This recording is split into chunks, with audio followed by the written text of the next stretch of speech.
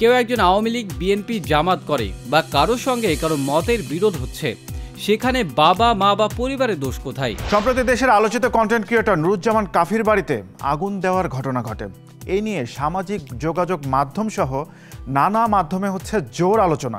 এবার কাফির বাড়িতে আগুন দেওয়ার ঘটনাকে কেন্দ্র করে আরেক আলোচিত সঙ্গীত শিল্পী শেখ সাদী করলেন মন্তব্য।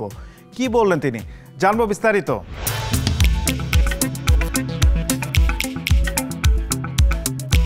বৈষম্য বিরোধী ছাত্র আন্দোলন চলাকালে কন্টেন্ট ক্রিয়েটরদের মধ্যে অনেকেই ছিলেন যারা প্রত্যক্ষভাবে আন্দোলনে অংশগ্রহণ করেন।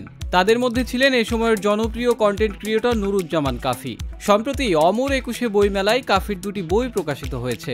বইমেলার স্টলে তার উপস্থিতি এবং সাম্প্রতিক কিছু কর্মকাণ্ড সামাজিক যোগাযোগ মাধ্যমে বেশ বিতর্কের সৃষ্টি করেছে। নেটিজেনদের মধ্যে এ নিয়ে হচ্ছে ব্যাপক আলোচনা সমালোচনা। এর মধ্যে ১১ ফেব্রুয়ারি রাতে ফেসবুকে একটি স্ট্যাটাসের মাধ্যমে কাফি জানান তার বাড়ির ঘর এবং রান্নাঘর সম্পূর্ণরূপে পুড়িয়ে দেয়া হয়েছে। তিনি ক্ষোভ প্রকাশ করে লেখেন, কোন দেশের জন্য, কাদের জন্য কথা বলেছিলাম, যুদ্ধ করেছিলাম কিন্তু নিরাপত্তা পাইনি। কাফি অভিযোগ করেন দুর্বৃত্তরা তার বাড়ির দরজাগুলো বাইরে থেকে বন্ধ করে আগুন লাগিয়েছে যাতে পরিবারের সদস্যরা বের হতে না পারে। কাফি এই হামলাকে একটি পরিকল্পিত নাশকতা হিসেবে উল্লেখ করেছেন। তার ফেসবুক পোস্টে অনেকেই তার বাড়িতে আগুন লাগানোর ঘটনাকে সন্দেহের চোখে দেখেছেন। নেটিজেনদের ধারণা কাফি নিজেই তার বাড়িতে আগুন ধরিয়ে দিয়েছেন।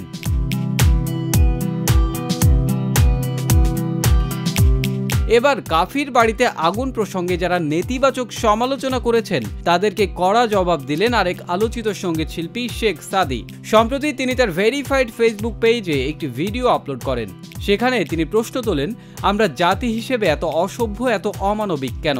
কেউ একজন আওয়ামী লীগ, বিএনপি, জামাত করে বা কারো সঙ্গে কারো মতের বিরোধ হচ্ছে, সেখানে বাবা মা বা পরিবারের দোষ কোথায়? তিনি বলেন, কাফির দোষটা আসলে কোথায়? আন্দোলনের ছাত্রদের পক্ষে কথা বলেছে সেটা দোষ, নাকি বইমেলায় মেয়েদের হাত ধরেছে সেটাতে দোষ?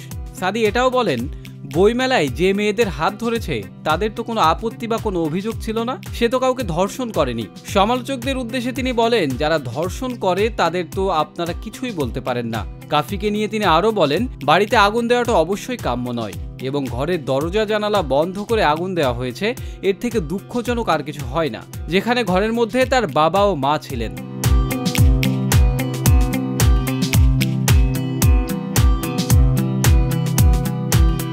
কাফি ২০১৯ সাল থেকে কন্টেন্ট ক্রিয়েশনের সঙ্গে যুক্ত আছেন। এদিকে তরুণ প্রজন্মের কাছে বেশ জনপ্রিয় সঙ্গীত শিল্পী শেখ সাদী। শেখ সাদী আলোচনায় এসেছেন সম্প্রতি পরিমণির সঙ্গে প্রেমের সম্পর্কের গুঞ্জনে। তিনি প্রথম আলোচনায় আসেন একটি মামলায় পরিমণির জামিনদার হওয়ায়। এরপর থেকেই পরিমণি এবং শেখ সাদী রয়েছেন আলোচনায়।